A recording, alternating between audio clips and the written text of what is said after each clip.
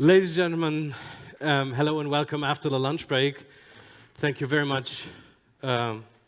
Lachenmeier. Thank you very much, Dr. Schwarz, for having me here. It's great to see a lot of you again from the last ICC, where I actually got the inspiration to do this. I'm normally a professor for business administration and business law, so what I do is business studies, but we somehow had the funny idea of doing a little bit of myth busting, and so we started this study, which is one of my first in the sensory department. It was really fun to work with all those that were here.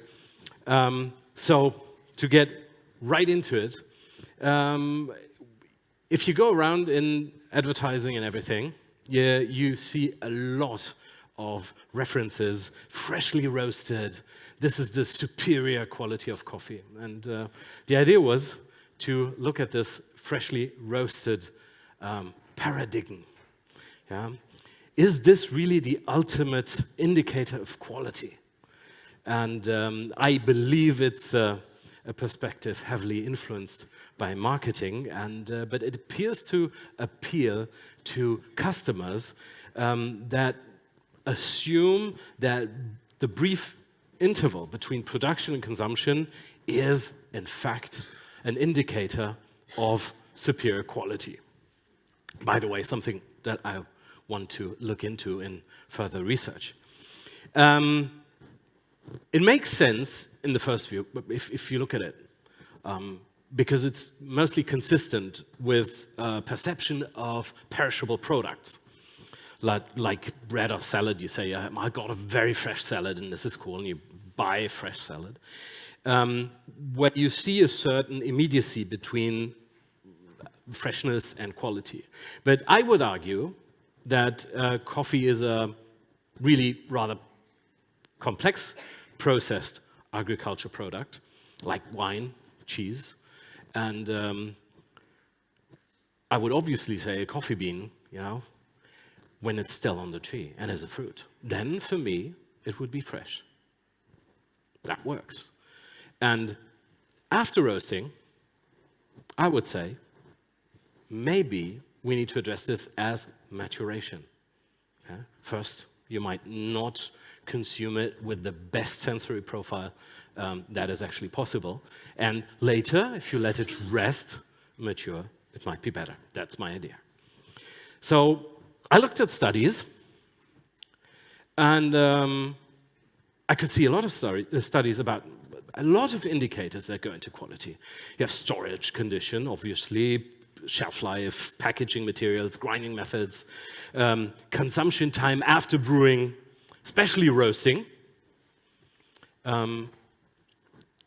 mostly focusing on CO2 degassing, but as key to final aroma for coffee, and then exploring coffee's sensory attributes with a rather freshness versus staleness binary. So it's not really,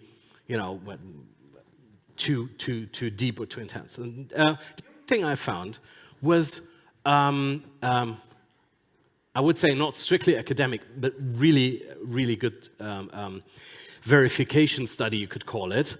It's available online if you look on the sources in my presentation later. It's in the proceedings as well, and it's online. You find all of our presentations online. Then there was a verification study on this SCEA 24-hour maximum post-roasting resting recommendation. When do professionals can evaluate coffee quality in a sensible manner?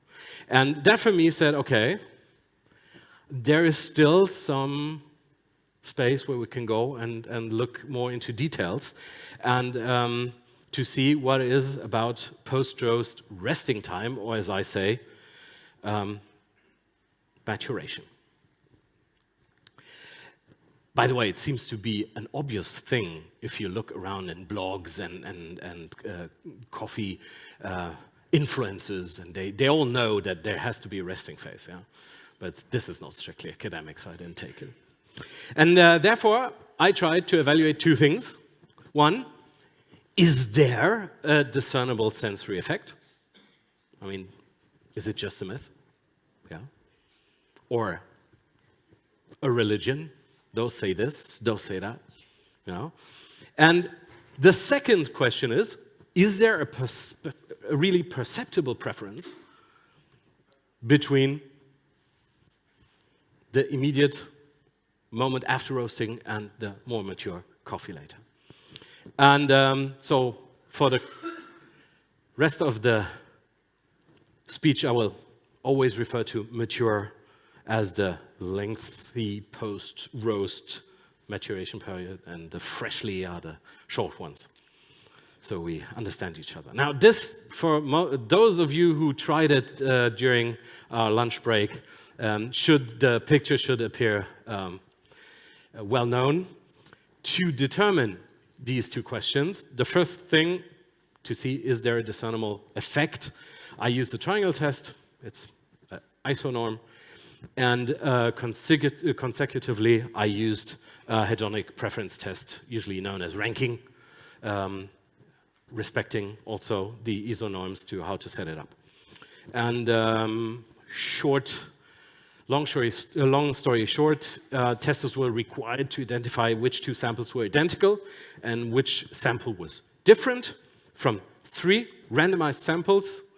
Yeah, and during the break, I got a lot of questions. So, do I have the right answer and everything? I don't know. It's randomized. I couldn't tell. Yeah, there was somebody else doing this, thankfully from Franke, who helped us very much. And then subsequently, you had to rank the one that you perceived due to your preference. So, for those who are very specific into facts, what happened here, I didn't put the 88 degrees of brewing temperature, okay? I estimate this is industry standard with piston machines. But usually for you, a triangle test requires roughly around 25 to 35 persons to be of some significance at all. And since we have a subsequent test after it, we usually need, and this one needs 60, we need a larger number to evaluate. You never know beforehand how a test's going to run, so my goal was 90. And we used coffee, mostly, it's the same coffee, obviously. It's Catuai from Mexico, same harvest, pulp natural. You can see the mature roast was roughly 4.5 months into resting period, and the fresh one was about 1 day from the test day. Packaging and storage condition was optimal industry standard, so not bore you with this detail. You know them better than me. And finally, we had 42 people who were able to take the test. The coffee machine, maybe you're interested in the setup.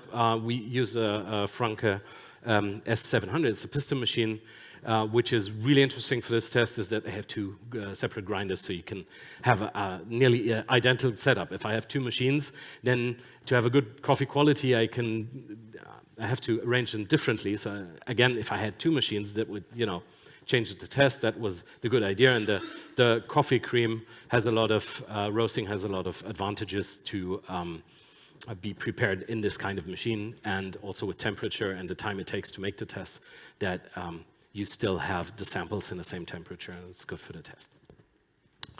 You want to know what happened? Triangle test. Well, triangle test was really, really clear. So we had 71% that were able to discern a significant difference.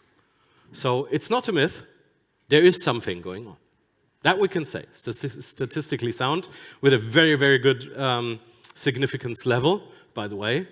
For the preference test, the problem with the subsequent test is that normally your entity gets smaller and smaller and smaller, and so this is not really significant in that way, but it indicates that those who identified mature samples correctly did indeed have a preference for the mature, for the rested one, more mature. And therefore, I promote that we can safely say we should extend our understanding of coffee quality beyond simplistic freshness paradigm, and should maybe have a more nuanced approach to post-roast coffee maturation with potential benefit.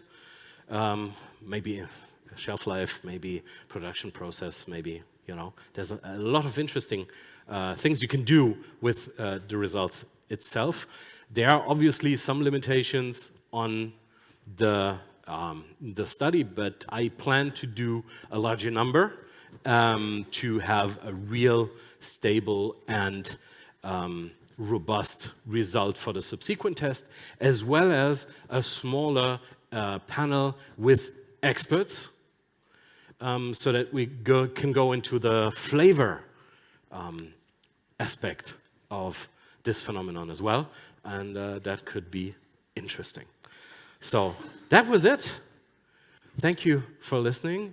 If you have questions, I guess.